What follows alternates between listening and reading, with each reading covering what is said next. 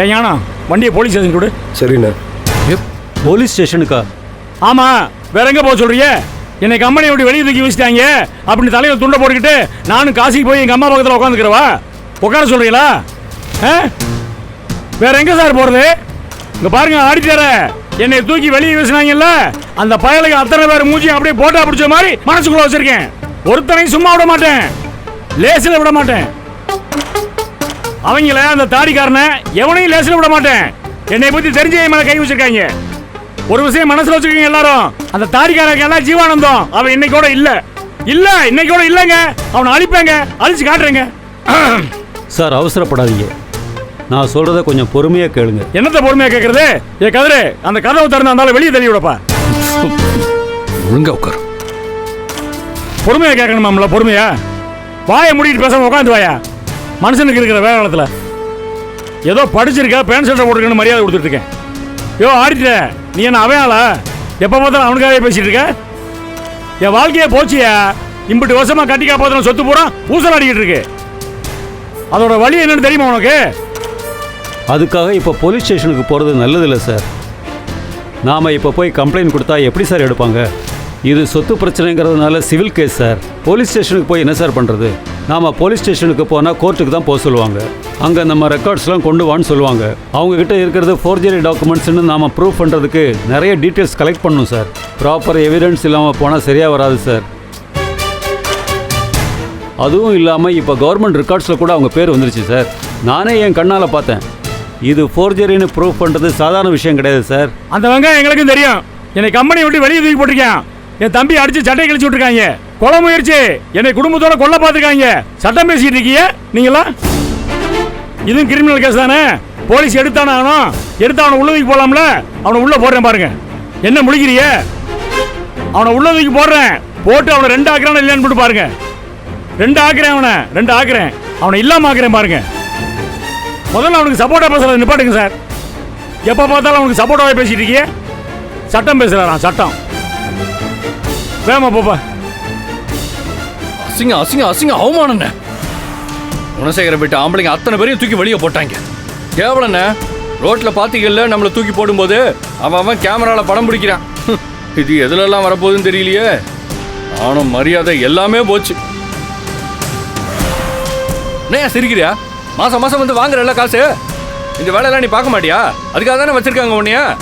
ஏ ஜீவானந்தம், யார்கிட்டடா மோதுற? என்கிட்ட மோதுறியா? வா வா, மோது மோது. அண்ணே, அந்த ஆளை மட்டும் சும்மாவே விடக்கூடாதுண்ணே. என்கிட்ட மோதுறவன் பல பேர் அழிஞ்சு போயிட்டான். உனக்கும் அடிவாளம் வந்துருச்சுடா. அதான் என்கிட்ட வந்து ஓசுற. அவனை பார்த்தீங்களா அந்த கௌதமுங்கிறவன்? இல்லை ஏதோ பிளான் தானே. எல்லாம் ஃபுல்லாக பிளான் பண்ணி தான் நம்மளை லாக் பண்ணியிருக்கானுங்க. இவன் மட்டும் அதுக்கு உடந்தையா இருக்கட்டும். நம்ம ஆளு இருக்காள் அந்த ஜனனி செத்தானே அவளும். அங்கே அப்படியே வந்து ஆடுற நாடகத்தை பார்த்தா எதை நம்புறதுன்னே தெரியலண்ணே. வேணுமோ இல்லைங்கிறான், வேணுமோ அவனை தெரியாதுங்கிறான். அசிங்கப்படுத்தி விட்டாங்க மொத்தத்தில். முதல்ல இந்த ஆடிட்டரை மாற்றுங்கண்ணே. வேற யாராவது ஒருத்தர் பிடிச்சி வைங்க. அப்புறம் இருக்கிற கொஞ்சம் நஞ்சமும் சுத்தமாக போயிட போகுது. மறுபடியும் அவசரப்பட்டா மறுபடியும் தப்பு தான் நடக்கும். கொஞ்சம் சும்மா இருக்கிறீங்களா நீங்கள்? எல்லாத்துக்கும் அமைதியாருன்னா இப்போ எல்லாத்தையும் தூக்கி வெளியே போட்டாங்க. இதுக்கப்புறம் எங்கே போகிறது? செய்வோம் சார். என்னத்த செய்வோம்? கண்டிப்பாக ப்ரூஃப் பண்ணுவோம். அதுக்கு டீட்டெயில்ஸ் கலெக்ட் பண்ணணும். அதை கலெக்ட் பண்ணி அதுக்கு தானே நீ இருக்க. கொஞ்சம் டைம் வேணும் சார். உடனே பண்ண முடியும். அவங்க மட்டும் எப்படி பண்ணாங்க? அவங்க பக்காவா பிளான் பண்ணி பண்ணிட்டாங்க. அவன் மட்டும் 4-5 பேரை கூட வச்சிருக்கான்ல. நீ 4-5 பேரை கூட வைக்க வேண்டியதானே? அப்போ உனக்கு ஒரு பிளானும் இல்லை. சும்மா அப்படியே பொட்டியை தூக்கிட்டு வர்றது, பொட்டியை தூக்கிட்டு போறது. சார் அவங்க பண்ண போறது தானே சார் நமக்கு தெரிஞ்சது. இதுக்கப்புறம் தான் நாம பிளான் பண்ண முடியும். என்னத்த பிளான் பண்றீரோ? மொத்தமா போனதுக்கு அப்புறம் பிளான் பண்ணி என்ன பிரயோஜனம்? விட மாட்டேன் சார். அப்படிலாம் நான் விட மாட்டேன். பார்க்குறேன்.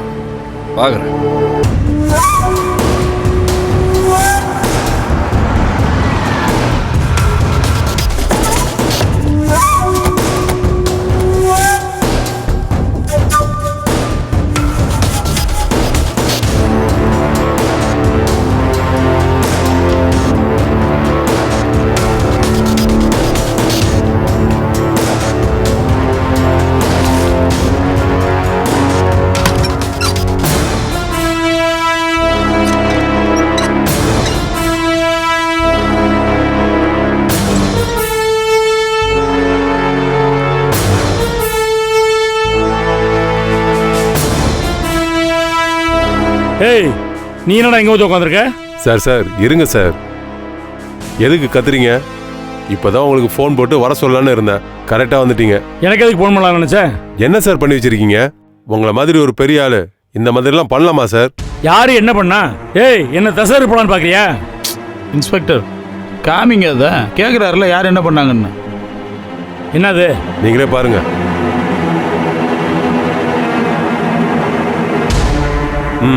இங்க பாருங்க சார், என்ன பண்ணி வச்சிருக்கீங்கன்னு பாருங்க.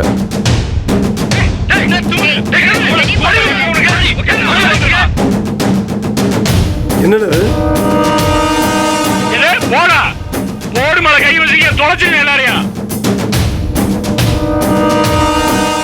வீடியோ எடுத்திருக்காங்க.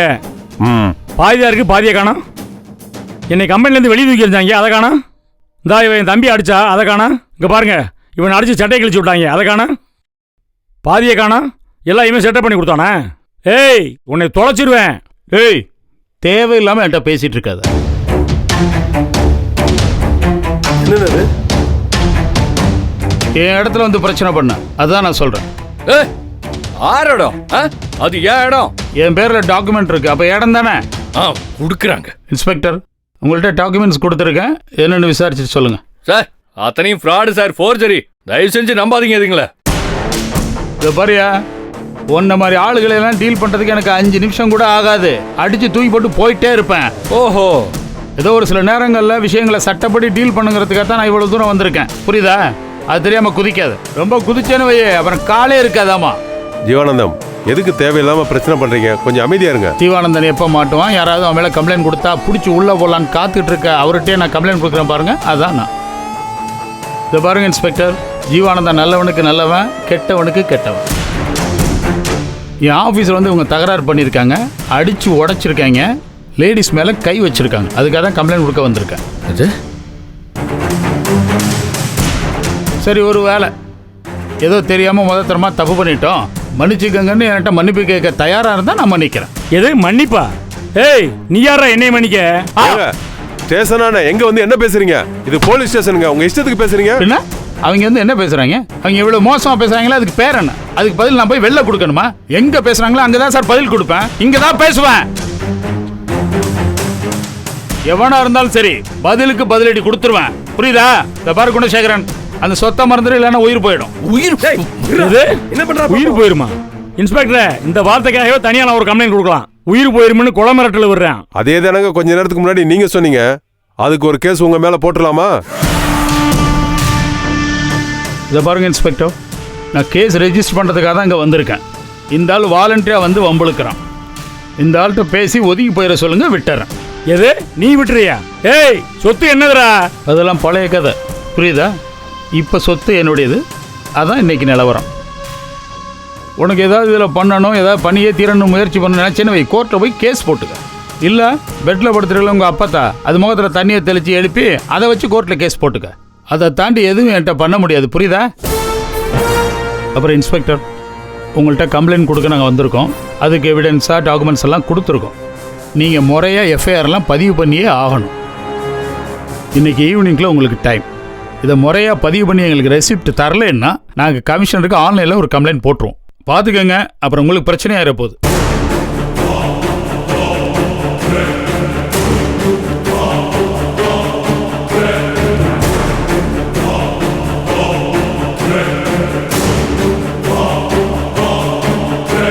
சார் உட்காருங்க சார். ஏங்க நான் உட்காரதுக்கெல்லாம் வரலங்க, என்ன விஷயம்னு சொல்லுங்க. சார் அந்த ஆளுக்கும் போலீஸுக்கும் செட்டே ஆகாது சார். பயங்கரமான ஆள் சார். அவன் மேலே நிறைய குற்றச்சாட்டுகள் இருக்கு. ஆனால் யாரும் வந்து கம்ப்ளைண்ட் கொடுக்கல. ஏன்னா அவ்வளோ பயம். எல்லா ஸ்டேட்லேயும் இவனுங்களை மாதிரி கேங்கை வச்சுக்கிட்டு என்னென்னமோ வேலை பண்ணுறாங்க. நீங்கள் எந்த லெவலுக்கு போனாலும் ஒன்றும் செய்ய முடியாது சார். இவங்களை எல்லா டாக்குமெண்ட்டும் பக்காவாக இருக்குது. அவங்களுக்கு ஏற்ற மாதிரி ரெடி பண்ணி வச்சுருக்காங்க சார். உங்கள் அப்பாத்த கையெழுத்து தெளிவாக இருக்குது சார். அதனால் இப்போ நான் உங்கள் கம்ப்ளைண்ட்டை எடுக்க முடியாது. ஏன்னா அவன் உங்களை அடித்தது அவனோட தற்காப்புக்குன்னு சொல்கிறான். அந்த பொண்ணுமே உங்கள் தம்பி அடிக்க வந்ததால தான் திருப்பி அடித்ததாக சொல்கிறான். சார் எப்படி பார்த்தாலும் உங்கள் மேலே தான் சார் ஆக்ஷன் எடுக்கணும். சார் என்ன சார் பேசுறீங்க நீங்க? அந்த ஆள் வந்து காட்டு கத்திட்டு போறான், அவனை பத்தி பேசிட்டு இருக்கீங்க. தம்பி அவசரப்படாதீங்க, கொஞ்சம் அமைதியா இருங்க. என்ன பண்றதா இருந்தாலும் கொஞ்சம் யோசிச்சு பண்ணுங்க. ஆமாம் சார், நானும் அதே தான் சொல்கிறேன். கொஞ்சம் பொறுமையாக இருந்து யோசிச்சு பண்ணுங்க. சார் உங்க ஆள் கரெக்டாக சொல்றாரு. அவரு சொல்றதே கேளுங்க, கரெக்டாக இருக்கு எல்லாமே.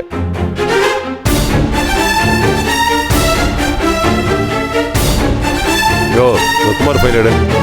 அண்ணே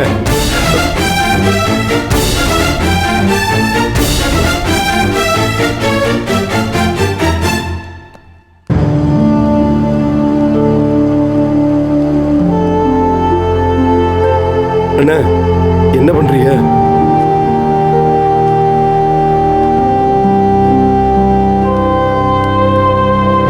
என்ன என்னடா இப்படிலாம் பண்றாரு?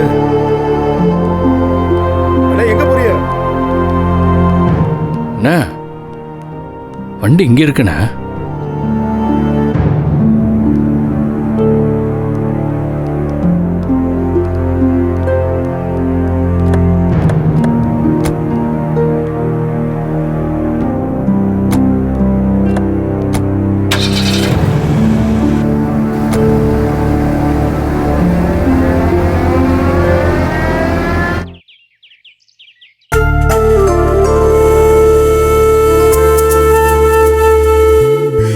போனும் போக மாட்டேங்குது.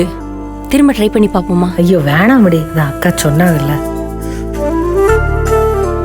மைண்டுக்குள்ளார என்னென்னவோ யோசனைலாம் ஓடுது. ஒரு தகவலும் இல்லையே, எங்க போனாங்கன்னே தெரியலையே. கம்பெனி நிலவரம் என்னன்னு தெரியல. சின்னக்கா, நான் வேணா போய் அந்த ஜீவானந்தம் யாருன்னு பார்த்து 4 அடியை போட்டு மாமாக்களை பத்திரமா கூட்டியறவா? ஐயோ தம்பி, இவ்ளோ கோவம்லாம் ஆகாதுடா. அவங்க எல்லாம் தாங்க மாட்டாங்க. அது மட்டும் இல்லாம பொம்பளை ஆளுக தனியா இருக்கும். உன்னை நம்பி தானே விட்டுட்டு போயிருக்காங்க. நீ எங்களை விட்டுட்டு போனா எங்களுக்கு பயமா இருக்கும். உன் கோவத்தெல்லாம் கண்ட்ரோல் பண்ணிக்க. டிஃபன் சாப்பிட்டீல்ல, ரெஸ்ட் எடு. இன்னொன்னு சொல்றேன் கரிகாலா, உனக்கு எனக்கு வாய் தான் மைனஸ். பேசாம இருந்தாலும் ஏன் பேசாம இருக்கீங்கன்னு வாங்க, பேசினா ஏன் இவ்வளோ பேசுறீங்கன்னு வாங்க. அதனால அப்படியே மிட்வேலயே நம்ம டைலாக்ஸ் எல்லாம் வச்சுக்கணும். அது எப்படின்னு உட்காந்து யோசி. சரிக்கா, ஏதோ சொல்ற. பிசாசுக்கு வேலை கொடுத்துக்கிட்டே இருக்கணும். என்ன சொல்றீங்க? இல்ல, அவங்கள காணுமேன்னு பேசிக்கிருக்கேன். எங்க போனாங்களோ என்ன ஆச்சோ? இவனை வேற சமாளிக்க இருக்கு தலையெழுத்து.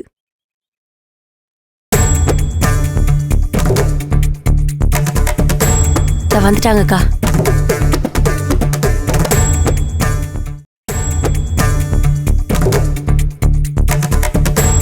வந்துட்டாங்கக்கா.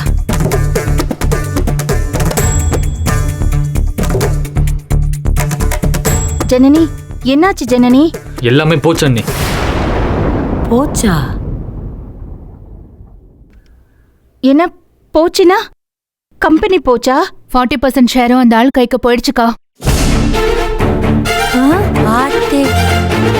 நம்ம வீட்டுக்கு வந்து அப்பதான் கைரேகையை எடுத்துட்டு போனது அந்த ஆள் தான், ஜீவானந்தம்.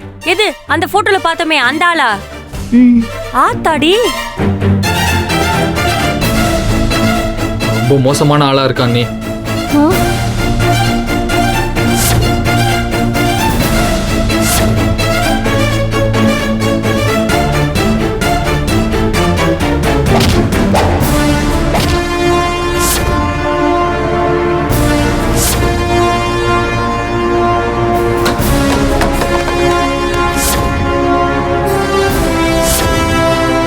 நம்ம மன்னரை தூக்கி கொண்டு போய் கேட்டுக்கு வெளியே போட்டாங்க.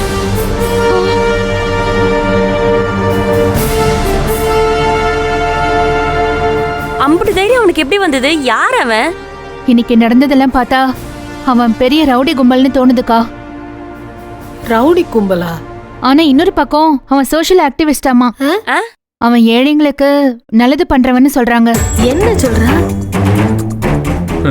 இதை விட பெரிய கொடுமை என்ன தெரியுமா? அந்த கௌதம் ஜீவானந்தனோட ஆளு. எது எது? கௌதமா? கௌதமா? என்ன சொல்றிய? அவனை தானே இந்த போட்டோல இருக்கிற ஆளைய காட்டி விசாரிக்க சொன்னேன்னு சொன்னீங்க. அப்ப ஏதுன்னு சொல்லல? ஆமாக்கா, ஒரு வார்த்தை கூட சொல்லல. என்ன ஜனனி, அவன் ஃப்ரெண்டு இப்படி முழு பூசணிக்காய சோத்துல மறைச்சிருக்கான். என்ன இதெல்லாம்? ஆமாக்கா, நம்ப வச்சு ஏமாத்திருக்கான். போட்டோவை காட்டினப்பவே விஷயத்த சொல்லியிருந்தா அட்லீஸ்ட் அந்த கேங் யாச்சும் தடுத்து நிப்பாட்டி இருக்கலாம். இன்னும் கொஞ்சம் காஷியஸா இருந்திருக்கலாம். நம்ம குணசேகரன் மேல சந்தேகப்பட்டு அந்த ஆளை கோட்டை விட்டுட்டோம். இவரெல்லாம் ஒண்ணுமே இல்லக்கா, சாதாரணமான ஆளு. அந்த ஜீவானந்தன் தான் பெரிய பிரச்சனை பண்றான். அவன் சாதாரண ஆள் இல்லக்கா.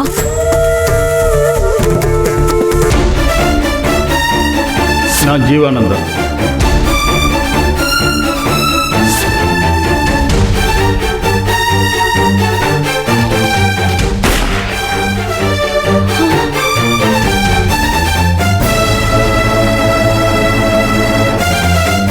ஐயோ, இந்த அப்பத்தா அக்கா அவனை பத்தி தெரிஞ்சிருக்கா இல்லையா? உன்கிட்ட எதுக்கு அத்தனை தடவை அவனை பத்தி சொல்லணும்? ஐயோ, அப்பதாக்கு இன்னும் அவனைய பத்தி என்னென்ன தெரியுமோன்னு தெரியலையே. அது வேற இப்படி பேச்சு மூச்சு இல்லாம கிடக்குது. என்னன்னே தெரியலையே. கெட்டதுக்கு சொல்லிச்சா நல்லதுக்கு சொன்னிச்சா ஒண்ணுமே புரிய மாட்டேங்குது. அந்த ஜீவானந்தன் போய் ஏன் இதெல்லாம் செய்யறேன்னு கேட்டா நம்ம வீட்டுல நடந்த அம்புட்டியும் புட்டு புட்டு வைக்கிறான். ஆமாக்கா, நம்ம வீட்ல நடந்த சண்டை, சக்தி என்னை வெளியே அனுப்புனது, கதிரை பத்தி, குணசேகரனை பத்தி, என்னை வெளியே உட்கார வச்சு தண்ணி ஊத்துனது வரைக்கும் எல்லாத்தையும் கரெக்டா சொல்றாங்கக்கா.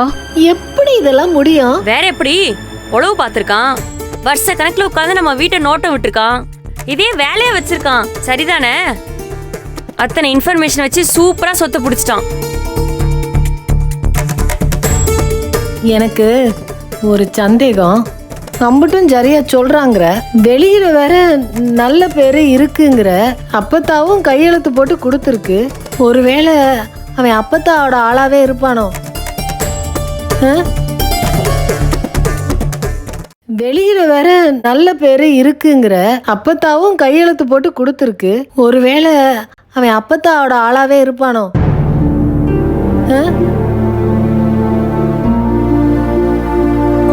ஏங்கா, அப்பத்தாவோட ஆளாவே இருந்தாலும் எதுக்கு அவன் பேர்ல சொத்தை எழுதி மாத்திக்கணும்? அப்பத்தா குடும்பமா இருந்து அப்பத்தா தெளிவா இருந்திருந்தா நியாயப்படி அதுக்கு யார் மேல, ஏன் யாரோ ஜனனி மேலதான் அது எழுதி வச்சிருக்கணும். கரெக்டு தானே? அப்ப ஜனனி பேர்ல தான் இந்த சொத்தை மாத்திருக்கணும். அதை விட்டுட்டு இப்படி ஜனனியே விரட்டி அடிப்பான். எனக்கு என்னவோ அவன் சரியான ஆளுன்னு தோணலக்கா. வேற ஏதோ இருக்கு இதுல. இல்ல, ஒரு டவுட் தான்.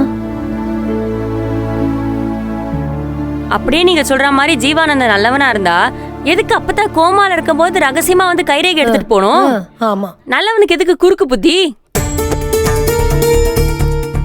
அப்பதான் அவன் நல்லவன் நம்பி ஏதோ விஷயத்த செஞ்சிருக்கு. அதை வச்சு மொத்த சொத்தையும் அடிச்சிட்டான். அப்பதாவும் ஏமாந்துருக்கு. அது கண்ணு முடிச்சாதான் அதுக்கே தெரியும் அது ஏமாந்து போயிருக்குன்னு. அப்படிதான் நினைக்கிறேன். சரியான ஃப்ராடு பயலா இருப்பான் போல இருக்கு. இல்ல, இதை எப்படியே விடக்கூடாது. அவன் சட்டையை பிடிச்சு 4 கேள்வி கேட்போம். வாங்க, நான் கேட்கிற கேள்வியில அப்படியே ஓடணும் அவன். வாங்க போவோம். என்ன கேள்வி கேட்க போற நீ? துப்பாக்கி வச்சு சுடுறவன் கிட்ட போய் என்ன கேள்வி கேட்க போற நீ? துப்பாக்கி வச்சிருந்தா நான் துப்பாக்கி எடுத்தாலும் தான் சுடும். துப்பாக்கி தான் பெரிய விஷயம், அதை வச்சிருக்க ஆளு பெரிய விஷயம் இல்ல. வாங்க போய் 2ல 1 பாத்துருவோம். வாங்க. இல்லக்கா, அவன்கிட்ட இனிமே பேசி எந்த பிரயோஜனமும் இல்ல. அவன் ரொம்ப தெளிவா இருக்கான். சரி, நம்ம வீட்டு கூட்டம் எங்க? அது இவ்வளவு அடி வாங்கிட்டு சும்மா இருக்காதுங்களே. தெரியல அண்ணி, நானும் தடுக்கிறதுக்கு எவ்வளவோ முயற்சி பண்ணி பார்த்தேன், ஆனா முடியல. அண்ணனை கொண்டு கேட்டுக்கு வெளியே தூக்கி போட்டானுங்க. திரும்பி பார்க்குறேன், ஜனனியை காணோம். அவளை போய் ஃபேக்டரிக்குள்ள தேட போனேன். வந்து பார்க்கறதுக்குள்ள ஆளை எங்க போனாருன்னே தெரியல. எங்கிட்டு போனாருன்னே தெரியலையா? நம்ம மொத்தமா தோத்துட்டோமோன்னு பயமா இருக்குக்கா. ஏ, அப்பத்தாவுக்காக தான் நான் இந்த வீட்டுக்கு வந்தேன். ஆனா இந்த விஷயத்துல அப்பத்தா மேலேயும் எனக்கு கோபம் இருக்கு. கரெக்டு தான். யாராச்சும் ஒருத்தர்கிட்டயாவது சொல்லிருக்கலாம்ல. நம்ம கேர்ஃபுல்லா இருந்திருப்போம்ல. ஜனனிமா, அப்பத்தாவுக்கு என்ன தெரியும்? நந்தினி சொன்ன மாதிரி ஒருவேளை நல்லவன் நினைச்சு ஏமாந்துருப்பாங்களோ என்னமோ. எல்லாரும் ஏமாந்துட்டோம்க்கா. எல்லாம் மொத்தமா அவன் கைக்கு போயிடுச்சு. எந்தெந்த சொத்துல பங்கு இருக்குன்னு லிஸ்ட் போட்டு சொல்றான்க்கா. அப்பதான் எந்திரிச்சா மட்டும்தான் ஏதாச்சும் செய்ய முடியும். இல்லனா மொத்தமா போயிடும்க்கா. எச்சி கையால கூட காக்கா ஓட்ட மாட்டாரு இந்த குணசேகரன். மொத்த சொத்தும் இப்படி அடிச்சுட்டு போயிருச்சுன்னா சும்மா இருக்க மாட்டாரே. அவர் உசுரே போனாலும் போயிரும். அவர் கோவம் எல்லாம் முதல்ல ஊம்பக்கம் தான் திரும்பும்.